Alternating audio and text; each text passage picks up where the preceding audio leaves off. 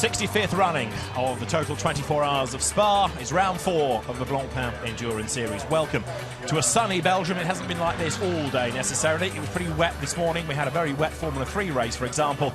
Track temperature now, though, 39.9 degrees. It's a pretty humid day, but the sun has burst through. The track is dry. There's a light breeze. There's a big crowd on hand as well to watch the blue-ribboned GT event. And for 65 years, the Spa 24 Hours has been delivering great racing.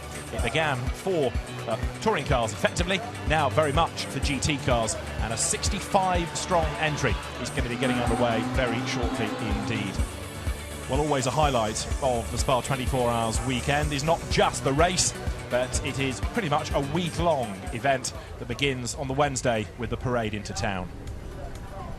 The cars leave the circuit, they make their way in convoy around the circuit itself and then down the roads into Francorchamps itself. It's a chance for the spectators to get up close and personal to the cars, and when they arrive in Francorchamps town, then there's the opportunity for the fans to have a look even closer at the cars and to get some autographs as well. It's a chance to have McLarens, Nissans, Porsches, for example, all on the road. If they look a little bit incongruous as they thread their way around the streets around the circuit, well, it is certainly something that the fans love, and it's also part of the appeal of the event. And when not just cars from this championship, but the support races as well roll into town, there's always an enormous gathering. The fans, many aficionados of the sport, many quizzical to find out what all the commotion is about. And go and get posters and stickers and collect autographs. There are interviews with the drivers done as well. And all of this, of course, putting a big smile on the face of the championship promoter, Stefan Rattel. Mark VDS Racing, one of the Belgian teams keen for success. Pro Speed as well, the local Porsche team, also with an opportunity to score victory. And then it's chance for all the drivers to go to a very busy drivers' briefing. Ladies and gentlemen, welcome to the 65th edition of the Total 24 Hours of Spa. The drivers' briefing is a little bit like a football stadium in a sense. It's so full. Then all the drivers gather outside for the customary photograph, and then they have to drive back again, and then the teams have to go to work and get the cars ready for free practice that kicks off Thursday. At the end of the day, there is qualifying and then night qualifying, and on Friday there is Superpole. Many of them are worn out even before they get to the race itself. And as the grid now starts to form, of course down there we have the leading drivers, and we had a chance earlier in the week to catch up with some of the drivers. Audi, as ever, is a brand to beat in the total 24 Hours of Spa. Winners for the last 2 years, and Laurens Vanthoor will start 20th on the grid. This race is the biggest GT3 race in the world at the moment. It's true that the last couple of years the Audi R8 won a lot of 24-hour races, including 2 times this one. But this year we are struggling a bit. I think we don't have the performance of the car in our favor due to some restrictions. So it will be a hard job, but it's a Belgian race with a Belgian team, the Belgian Audi Club supporting us. Winning this race would mean a lot to me and to the team. Every year we expect great things out of Mark VDS Racing, with Maxime Martin behind the wheel of the BMW Z4. This could be the year in which they win. We are a really good team, a really good car, really good teammates. So I think we really have the chance to win and to do good results. Now we know that 24 hours is really long. You need to have a bit luck. You need to have constant pace. You need to have a lot of things to win. Every brand wants to win, and everybody is pushing. It will be difficult for sure, but yeah, I think we have a good chance to be there. You expect the Nissans to be competitive, but the JRM cars really struggled in qualifying. Lucas Law will start 49th on the grid. 24 hours is not about a quick lap time, it's about having a good, quick, constant car for throughout the race. It's a fun track, it's a good length, you have all kinds of corner combinations, and we drivers, we like that. I think everybody who is going to watch it, they will have an exciting and very eventful race. Peter Cox has won the race outright in the past. This year, he's after honours in the Pro-Am category, driving the Blancpain Racing Bikini.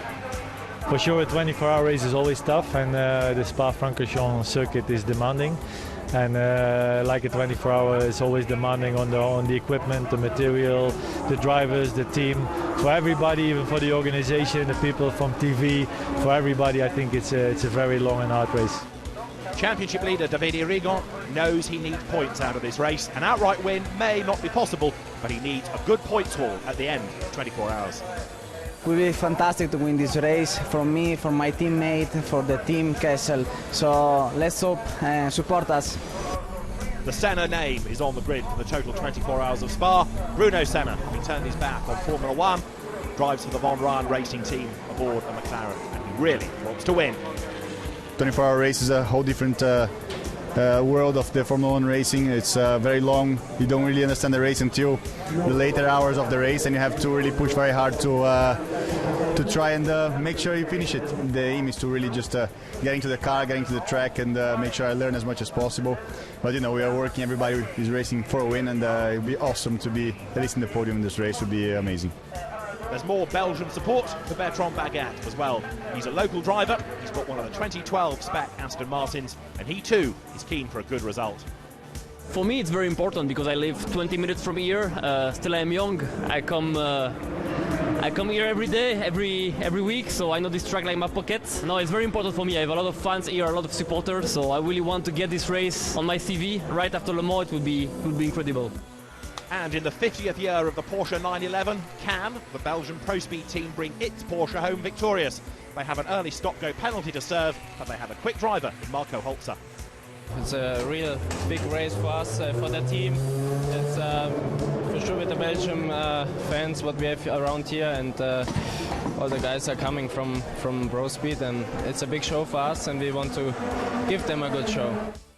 And that stop-go penalty that has to be served between the ends of lap number 1 to lap number 4 is because of an engine change, and because you change the engine after the event has started, that gives you this stop-go penalty. Well, back in 2010, where we had a Porsche victory, the Spa 24 Hours was the predecessor of Blancpain, and Stefan Rattel is here to talk about it. Stefan Rattel, this is your event, a fabulous grid, a beautiful day. What are you hoping for? I'm hoping for a great race. I think we have all the ingredients together for a fantastic edition. I think the best in the history of the event. Never in history the total 24 hours has had such a grid in number, in quality, in diversity, and in number of cars that can really win. Looks to me like this is a battle of the German manufacturers to some extent. Do you think so? I think Aston Martin has a chance. I think Ferraris, you have some Ferraris very well driven, which have a chance as well. The Nissan has been disappointing in qualifying, but has definitely the driver lineup to make it. So it's going to be very open, and I think it's going to be exciting. Let's have a look at certainly some of the brands, some of the cars to keep an eye to. On the left as you look is the pole position, Aston Martin. Stefan Mucker to start, and alongside is going to be Alessandro Pietruini. And as the marshals duck out of the way, the second row of the grid, you've got Max Goetz and Nick Katzberg in the BMW. Then is Nick Tandy starting in the Porsche, Matt Griffin alongside him. The yellow and white Aston is that of Bertrand Baguette. Maxime Martin is alongside. The lemon and lime Manthey Porsche, Mark Lieb goes first. Alvaro Parent for Hexis is alongside. Then Alexander Frolov, and in the Ferrari, Marco Ciocci. The number 25 BMW, started by Ludovic Badet. Thomas Jaeger in the Mercedes. Then Alex Buncombe, quickest in the warm-up. Raffaele Giammaria in the Ferrari. Peter Cox, previous winner in the Lamborghini. Frank Kekler for Vita 4-1. Then the Porsche of Franck Pereira, and the Audi number 1, René Rast, last year's winner, will go first. A fabulous grid, I'm sure you'll agree, with these 9 different brands represented, and people have been making the point from the grid, some of the best drivers in the world. The cars then come out of La Source. 65 GT3 cars about to be unleashed then. The pace car as it is peels into the pit lane. The pace quickens. The cars then, with the lights on red, make their way slowly up towards the line. We hit 4:30. The lights go green. The pace quickens. Everybody blasts away. It's going to be Stefan Mucker who tries to get the lead, but right alongside him is Pietruini, who gets his nose in front on the outside line. Stefan Mucker on the inside. Pietruini spins at the very first corner. One of the VDS BMWs goes off in avoidance. There are cars everywhere, and on cold tyres, Alessandro Pietruini could very nearly have caused mayhem. That was the very question I asked him on the grid. Are you going to go side by side through the corner with Stefan Mucker? And what happens? He gets on the outside of the corner, and around she goes. How that was an avoidance, amazing. Well, they've all survived just about as they got towards the come. Some will have lost track position because of that, but the key thing is they're still going, and Alessandro Pietruini really should have known better. Look, you're in a race, lights go out, side by side, you think you've got the advantage. If you can hold the outside in the first part of Eau Rouge up to Radio, you'll be on the inside as you come onto the Kemmel Straight, and you can gain that position. But, you know, 24 hours, not 24 milliseconds. And he could very nearly have wiped out others. So it's a shuffled order. The cars turning their way through Bruxelles for the first time already. Some of the back markers just dropping away. But look at this as they turn their way downhill out of the so-called Speaker's Corner. The leaders are going through Pour. And don't forget that not only has Piezguidi had a spin, he's also got to serve a drive-through, because yesterday in the Super Pole he was out after his allotted time. So he's already got a self-imposed penalty from today as well as one from yesterday. Well, he's had 2 of the lemons in the space of 24 hours. Hopefully he will not have a further one, but maybe this will allow Pierre-Louis to slow down. Just in fact, somebody just going slightly wide coming through the S's. But it is always a difficult moment with a field of 66 cars trying to get through and not literally bump or bang into one another. Looking back to the number 35 Nissan there, that's the car that's being started by Lucas Ordonez as the field turns its way then for the first time towards the bus stop, heading up towards the end of lap number 1. Battles rage on right the way through the field as this multi-million euro grid goes through, and a spin already for the number 9 McLaren, and that is the car being started by Mike Wainwright, the man that foots the bill, the gentleman racer. It doesn't look like it's going an awful lot further either. That car looks like it's come to a stall, and we have to wait and see. Into the pit lane comes Nick Tandy, so the 911 because it's number 911, comes down the pit lane to serve this 1 minute stop-go penalty. Well, the good thing is he'll get that out of the way, and significantly by doing it now, of course, John, he will remain on the lead lap. Yes, indeed. You get it out of the way, get back into the race. He'll probably rejoin the race pretty more, not quite at the tail of the field, I suspect, but get it served, get it over and done with, settle down and let this race then take its course. Now, Stefan Mucker leads. Nick Katzberg, after amazing avoidance, runs second. Third is Alvaro Parent. Fourth is Maxime Martin. Fifth is Max Goetz. And then in sixth place is number 73, which is Alex Frolov in another of the SMP Racing Ferraris that also has to serve a drive-through. And after his spin, where is Piezguidi? He's down in 15th place, and you can spot him because he's the man with a really red face now. Well, I tell you what, I mean, drop from second to 15th is a miracle. That's almost a result in itself. You can almost imagine the shouts in race control as the race director saw what was going on and thought, oh, blimey, look at this. But they've all survived as the field powers up the Kennel Straight there. Look, going for the inside line, the Pro Speed 75 Porsche with Maxime Soulet, Belgian driver, at the wheel of it. And I just get the feeling that the Porsches are worth watching in this race, that many of those works drivers, not just here for the good of their health.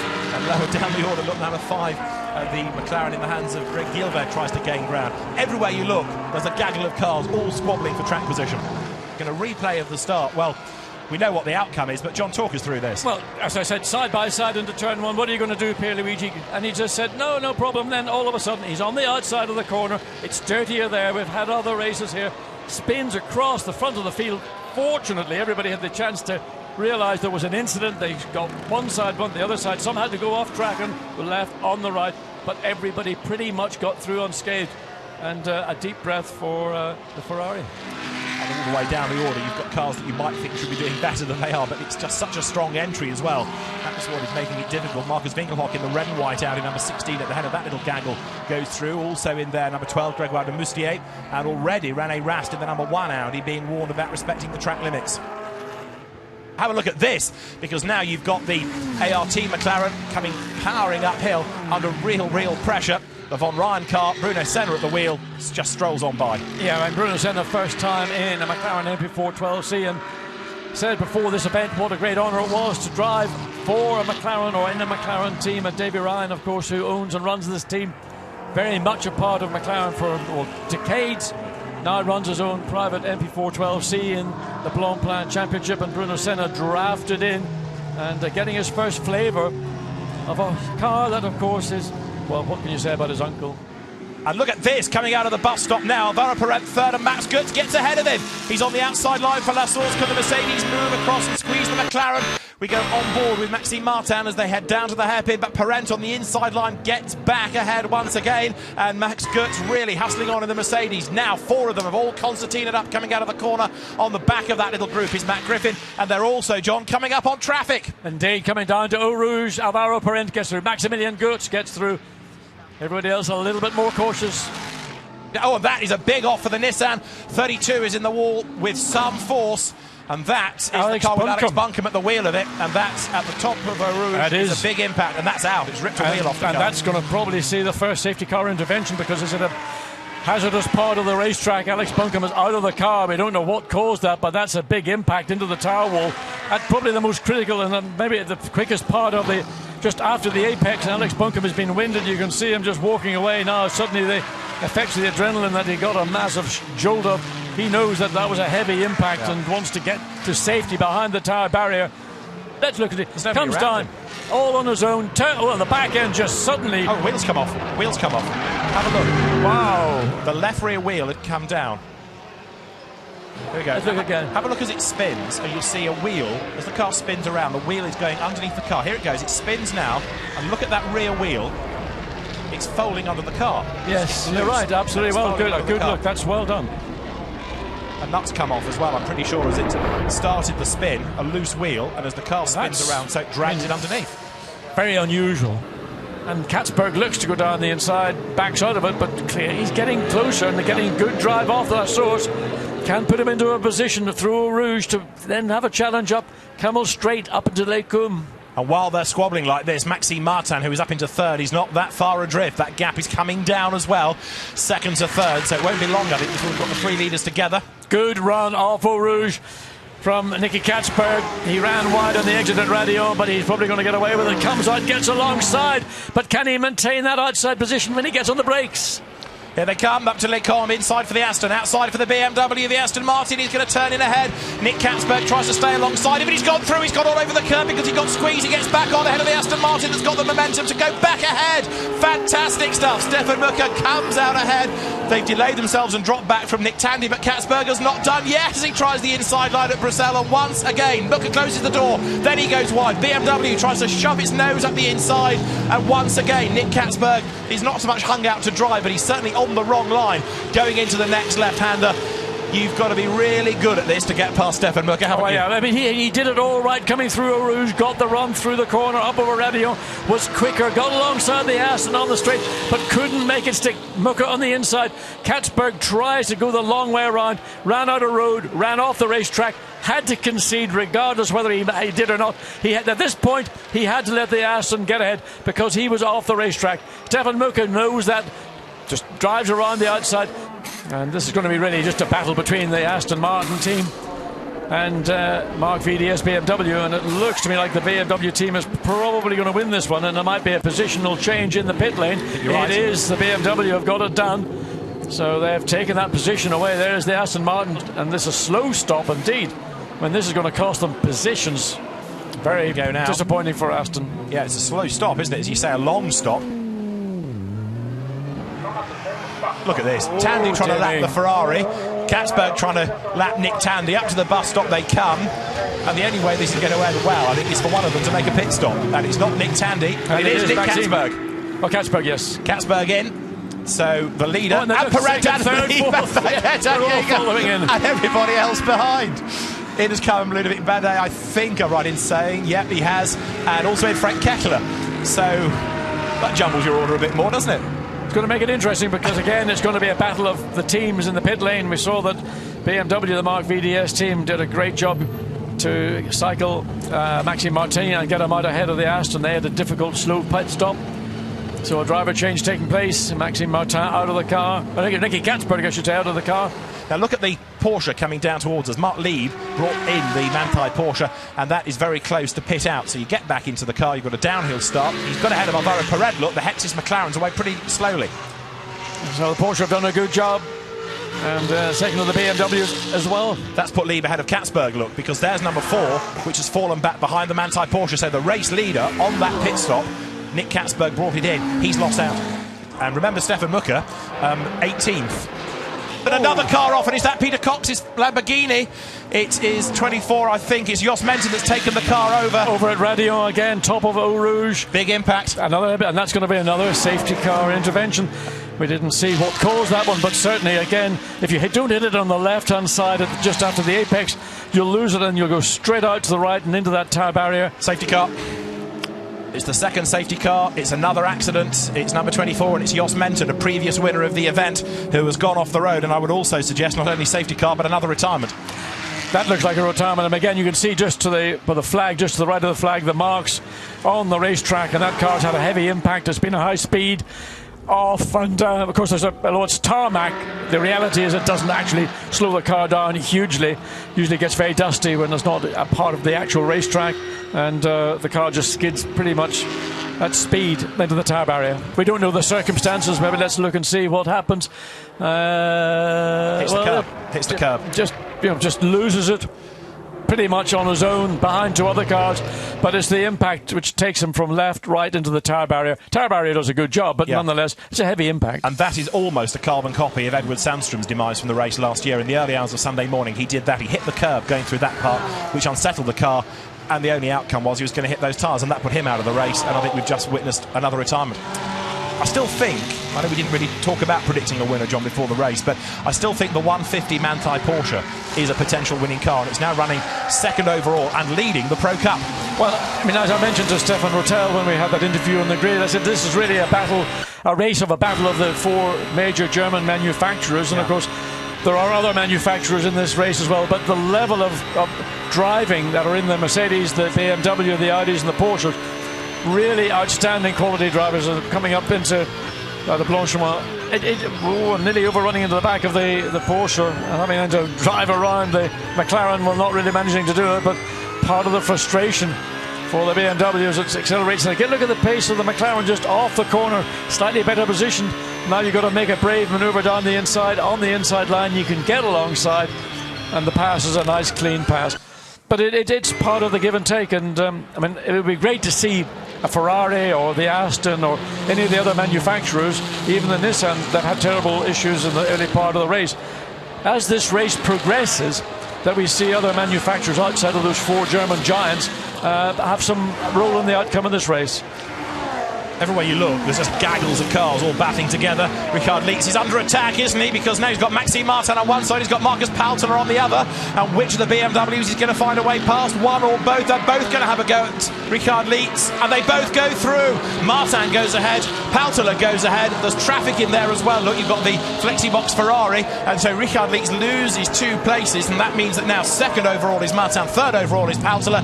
But more significantly, perhaps, this now has shuffled the top 3 within the Pro Cup. And look in the background, Stefan Mucker is on a mission. Absolutely, he's caught back up to this group of cars. He lost that time in the pit stops, but due to the safety car intervention, that's put him back into contention.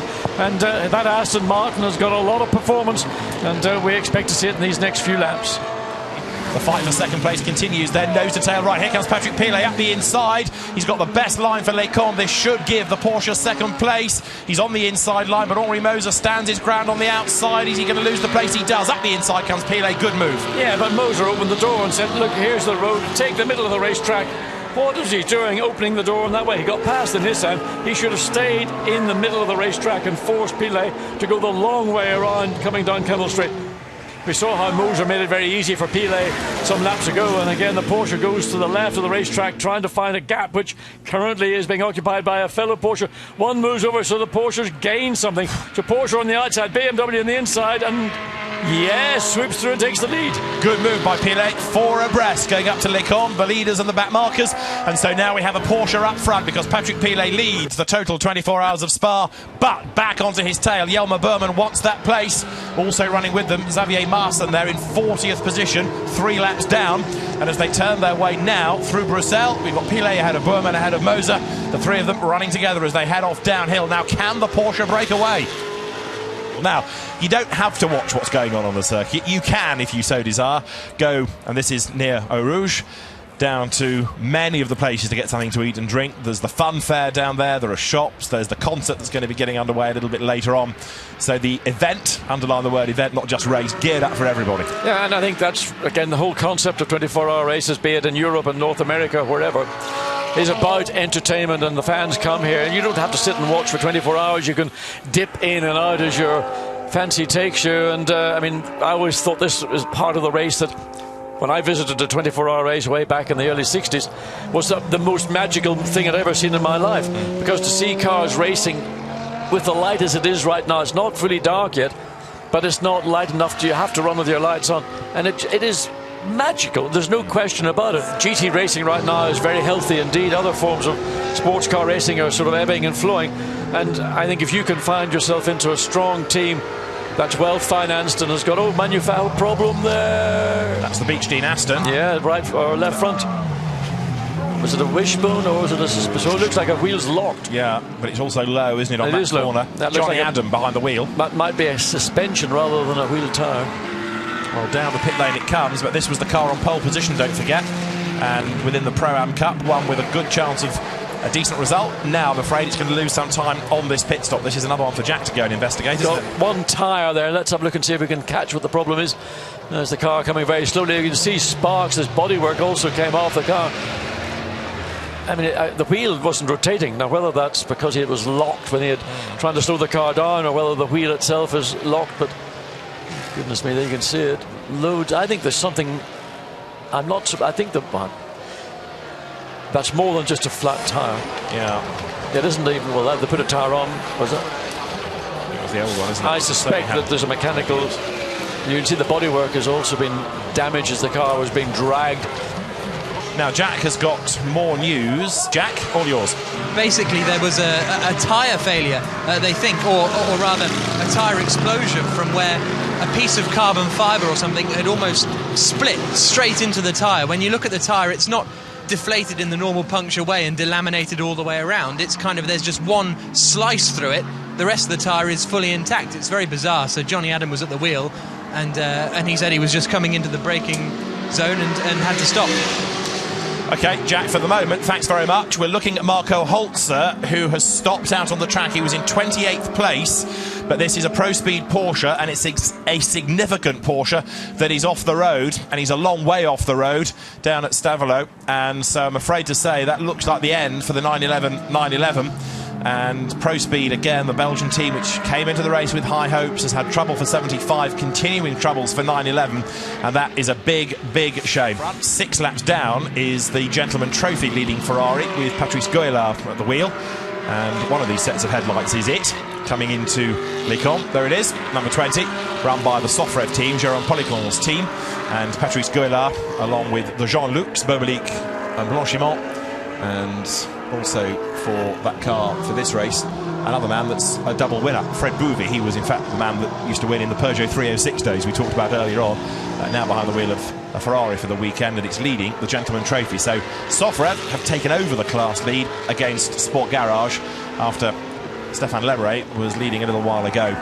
We are aware of a number of retirements. I think we've lost now 7 cars officially from the race. These days the teams do have to officially declare the car a retirement, and 7 teams have done just that.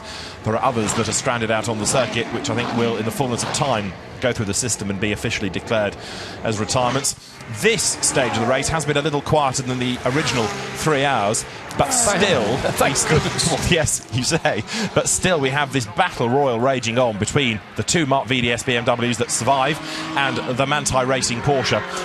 But this dark horse looming over them is the HTP Mercedes, in the hands at the moment of Bernd Schneider, running in 4th, and Frank Kekler is in 5th place in the Vita 4-1 BMW. He's a lap back, but that's perhaps not the end of the world for that car, and if that can stay there or thereabouts, that could also come good near the end. As far as the championship is concerned, after 6 hours with those half points awarded, it's still Ramos, Rigon and Zampieri ahead, but Boerman, Leinders and Martin a little bit closer. Edward Sandstrom is now 3rd, ahead of Mies and Stippler, with Dumbrek, Kane and Lure, the next team within the Pro Cup. Of course, some of the teams that are new to the championship for the weekend taking points away from the regulars, so that is something else that they have to be aware of, but that is how it looks at the moment in the championship at the head of the Pro Cup. Then you've got Darren Turner and Fred Makovici and Stefan Mucker, the head of Steph Dusseldorf, Alvaro Parent and Alexander Sims. But a bad day at the office for Stefan Ortelli, René Rast and Laurens Vanthoor. No points for them, but a good haul for Moser Paltela and for Nick Katzberg.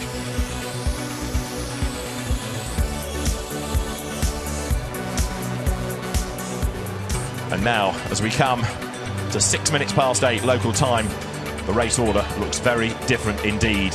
First of all, let's see who is where, then we'll catch up on what's happened during the night, because now with 366 laps done, Bernd Schneider, Maximilian Buch, Maximilian Goetz lead the way from Mark Lieb, Richard Lietz and Patrick Pilet, and the car that led the championship coming into this race in the Pro Cup, Davide Rigon, Cesar Ramos and Daniel Zampieri, now run 3rd. 4th, the Audi of Andre Lotterer, Christopher Mies and Frank Stippler, ahead of the surviving BMW now, Stefano Colombo, Greg Franchi and Frank Kekler.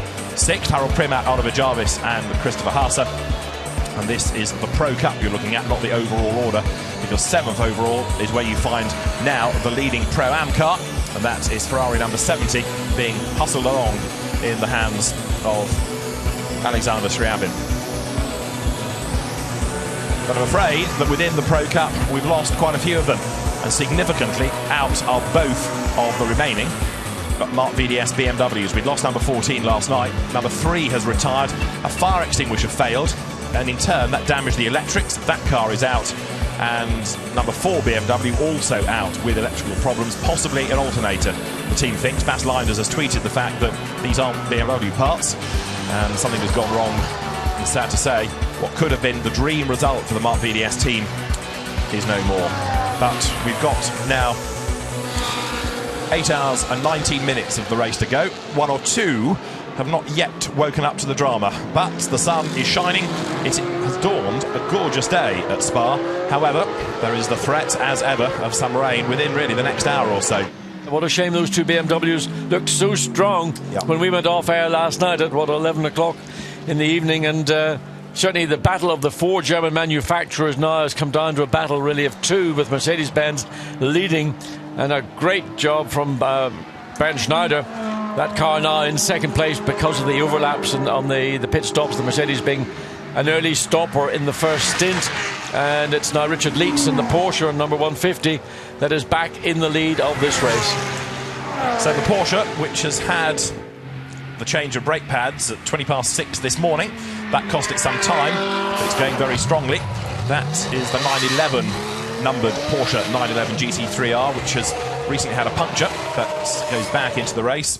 And 75 has also, for Pro Speed, had tyre dramas. This just a couple of minutes ago. This was the Henrici Marcin Soule car heading towards the pit lane. 13th the car had been dragged up to, and it had Xavier Marcin at the wheel of it, but that puncture obviously losing time, and the car dragged back into the pit lane. Hopefully not too much damage done as a consequence of that. Now there, 35, is Peter Pyzera. You're on board with him now, and this is the surviving Team RJN car, 13th overall and 5th in class. You're on board with Pyzera now as he drops downhill, the man that won the German Academy within the Nissan GT PlayStation Academy competition last year. 25 years of age, an industrial mechanic, and the way that he drives, and to be fair, this is true of all of the winning graduates of the PlayStation Academy, he belies his lack of experience.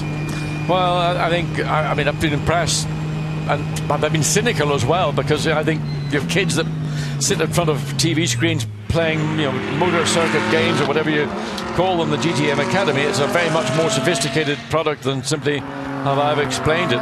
But it does illustrate, and we talked about it again last night, the correlation between that type of product and where teams' advanced development of race car simulators are now. So that what you're seeing Peter Pyzera and others do that have come through the academy is actually just a shop window for what potentially is the future for many young drivers. They will see this as being the first step, not going into karting, not having your dads that want to have their sort of heart on their sleeve through their son's performance or daughter's performance for that matter. But the GT Academy can offer an alternative route, and a lot less expensive one as well. This is the lead battle at one of the most spectacular circuits the championship visits. Most circuits with hills are spectacular. There are plenty of hills at Spa. A sideways Porsche powers out of the bus stop, and now it's a drag race down to Les Sources. Up the outside goes Maximilian Buch. Is that going to give him the race lead? Well, yes, it does briefly, because he has his nose in front, but Patrick Pilet breaks even later on the inside. He turns into Les Sources ahead, and he hangs on to the race lead, but he goes wide. And now the Mercedes, with all of that grunt, comes up alongside as they plunge downhill once again. This is going to give us a new race leader. The Mercedes should go through, and does go through at the bottom of the hill. Simply nothing more or less than the fresher rubber in the Mercedes, and Porsche really, you could see how much it struggled for grip as it came out of the bus stop chicane. It did manage to get its nose back in front as it went into the La Source hairpin, but fundamentally the tyre on the Porsche is at the end of its useful life, and the Mercedes has got fresher tyres, it's got more pace, it's got more weight on board with the fuel that they had to fill the car up with. But as I mentioned a few minutes ago, it's better to have the grip and the weight than have no weight and no grip. Here we are on board with the Ferrari coming up to this stop-go, and he lets the other car get through there, in fact, under braking. the bus stop chicane, which sadly is the poorest corner on the circuit. Nothing like the old bus stop, very much a chicane these days, rather than the left-right flick, then a small slip road, and then another right-left flick to get you out of the bus stop. That's how it used to be. Dennis Anderson, whoops, with a bit of correction needed, floors the throttle. That's pretty dramatic. Where's the traction control then? Probably turned off. This battle for 4th and 5th places has just changed because you've now got Cesar Ramos ahead of Stefano Colombo. So what you're looking at is a reversal of places. Ferrari back ahead of BMW. It's changed on this lap. They're 4 laps adrift of the leaders. But interesting now, the Ferrari having taken the place, he's pulling away once more. This is how it happened, in fact, coming down towards La Source. BMW with rubber being spat out the back of it as it runs over some of the rubber that's been chunked to one side on the road. That's on the outside at La Source. Not a vast amount of defence put up there by Stefano Colombo. No, and I mean, sometimes it's better to be sensible about it rather than fight, and he knew that the Ferrari had that pace off the bus stop chicane, had the momentum and acceleration, and he decided not to make a big issue of it. There's still, say, 6 hours or so remaining of this race, and the Ferrari just had the pace where it mattered. We've now got a new leader in Pro-Am, 59 Ferrari, which is Alex Mortimer at the wheel, former British GT champion. As we go back to Frank Eckerle in the BMW, this car in 4th place, but being caught by Andre Lotterer in the Audi, and that was the Audi that took some time out in the pit garage, but in the mirrors very shortly, well, there it is, there's the Audi of Andre Lotterer, just comes on to the Camel Straight proper itself. As the car now has got the BMW in its sights, and nothing better for a driver chasing than to see the gap close. Oh, and Keke was spin. Andre Lotterer's got it all wrong in Les Combes. I'm telling the world how good a job he's doing, and suddenly the back end on the entry into Les Combes rotates, and now he's stole the engine, and all that hard work and good work for nothing. And Andre Lotterer doesn't do that very often. Very rarely. Yeah. It does just about get going again. Andre Lotterer back into the race, but put that one in your diary because you won't see it happen too often. To me, that's the shock of the race. Look at the car shuddering. What is wrong? Is something mechanical? Is it something mechanical that's pitched him into the spin? Like that's right. A problem on the downshift there's or something with the strange electrics? going on with the car. Yeah. And that was on the downshift, and suddenly the car looks like it's extremely problematic. That is a strange one. But, oh, big off there, and that's the Ferrari from AF Corsa from Pro-Am, and that is 50, I think I'm right in saying, which did lead early on. Louis Machiel's at the wheel of it. That's gone off at Eau Rouge. It is number 50, and that is a huge impact at Eau Rouge. The car's well out of the way. I don't think there's any debris on the road. Let's look at it again. He comes into the corner. He's sideways coming into it. Something happens coming down the right rear. Something went wrong, and that's where the car got out of control. And it's the nose that goes in heavily initially. So that's going to be a big impact indeed for the driver. Now, what it was on that right rear, we don't know, but you could suddenly see the car swerved as the back end lost grip completely, and then it was just simply a passenger. The tyre barrier doing a very good job, but concerns from the team as they look at the replay. Let's look at it again. The Ferrari comes down the old pit straight, start finish straight, just makes the turn, and even before he's committed to the apex, the car is out of shape and is rotating and just does a 360, and then the nose heavily into the tyre barrier, and well, that will have to be reconstructed. If it certainly, it looks like it's had a mighty bang. And safety car. Yeah, the safety car will be deployed. That's good news. Louis Machiel's limping a bit. I'm not surprised. Well, that was a big shunt, and again, that's the benefit of these tyre barriers and the tyre baling that holds them all together. They took a big old rattle. Hopefully they haven't been displaced too much, but safety car being deployed, and hasn't been deployed very much this weekend, and hasn't been out for quite a long time. Richard Lietz has pitted on plan on lap 452. Can this car get out without being delayed? That will be the ultimate factor as to who's going to win this race.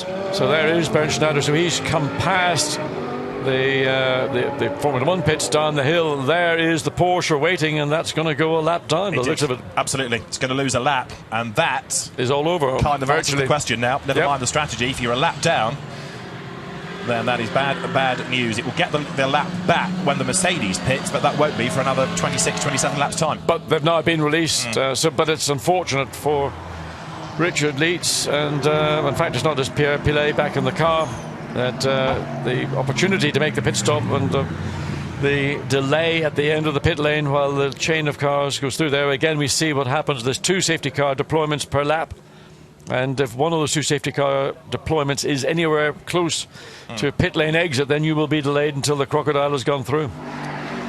This is the Mercedes-Benz we're looking at. Maximilian Goetz in that car. And pretty much since the middle of the night, the Mercedes-Benz has taken control, albeit in a great battle with the Porsche 150, driven right now by Richard Leitz. But that car did have to suffer a penalty for overtaking, apparently under the safety car. Indeed so, and the penalty applied because the overtake had come before the safety car line. Now here's the replay of it. Look top right, you'll see the Porsche. We were impressed by the move at the time. Look at the way that the Porsche swings through the traffic. Now look at the white line there. That is the safety car line, and you can't overtake until you get to that line. So even though the safety car had pulled off, you can't overtake until you get to the line, and that's why 150 got the drive-through penalty. Well, I mean, that's the rules and regulations are for, and with television all around the racetracks these days, everything is noted in a way it certainly wouldn't have been years ago.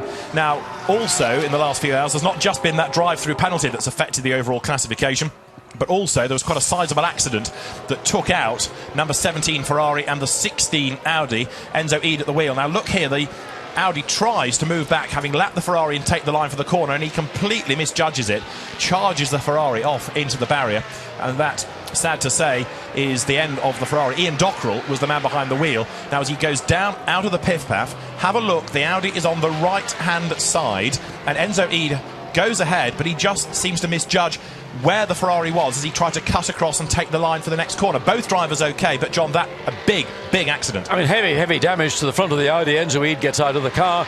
Ferrari also severe front end damage. I mean, and probably, to be honest, Enzo Ede did not need to move from right to left, because of the situation that he was in. He had control of the corner, and he was just being too ambitious and thinking that he was going to get the race line into what is now Campus Corner. Mistake on the part of Enzo Ede, and an expensive one for both the Audi and Ferrari team. Out of Speaker's corner, up over the curves goes Kekela, but the Audi is right there and threatening. Yes, it is, and looking to dive down the inside, be ambitious to do it down there, because the BMW is a high downforce car. It can afford to go deeper into the corner, but gets wide on the exit of Pujo, and now has been challenged side by side into Fan. Kekela's on the inside line. Is Mies going to go round the outside? Yes, he is. Brave effort that on the outside line. He's ahead as he gets to the apex for the first part of the pit path. Through he goes, and so that puts the Audi now up into fourth, and rather disgruntled Vita 4-1 engineers look at a car that's down in fifth. There, I'm afraid to say, is a problem coming into the pits. That is Stefano Colombo, and it's ground to a halt, almost like it's run out of fuel at pit in. And they're the team having to run down. It is an uphill incline as well. Indeed, you can't really push a car down the pit lane, but for safety reasons, the team will be allowed to get that out of the way. So Stefano Colombo is into the pit lane, and you can see what a heavy car it is, because the marshals are wilting a bit now, and there's a lot of weight to heave around there. But why has the car ground to a halt? It looks as though it's something more serious than that. There we see the third. Is this the third place? Yes, it is. That's smoking. That car's got a problem. Look at the smoke coming out of the back of it. That's Cesar Ramos in third place down the pit lane, and it's a rather smoky Ferrari. The BMW look is being pushed to the team, but that's the car that was running fifth with Striver. Now this is the third place car. Is this the end, I wonder, because there's flame from the back. The extinguishers are quickly there. They had a pit lane fire at Paul Ricard, and now the car that was in third place comes into the pit lane with the engine, one fears, perhaps having let go.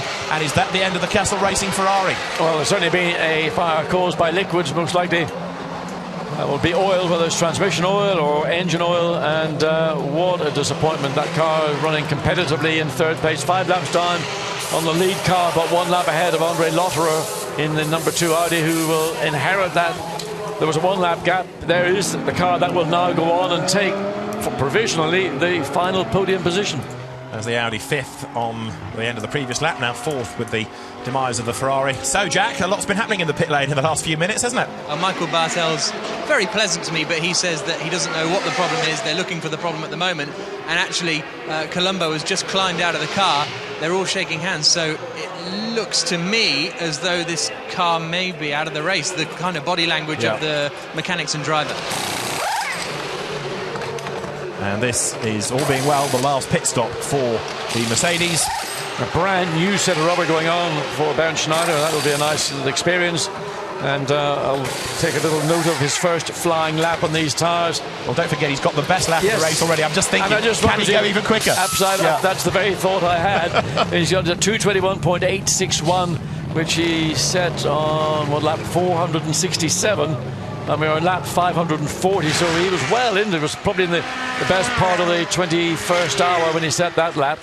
So now we will leave the pit lane, and that's the long way down as we see the Porsche coming up through Eau Rouge as Bernd Schneider was probably rounding and then making the trip down the European pit lane. Lights flashing on the Porsche as it makes its way past one of the Mercedes, and Patrick Pilet still pushing as hard as he can too. 24.6 was his last lap.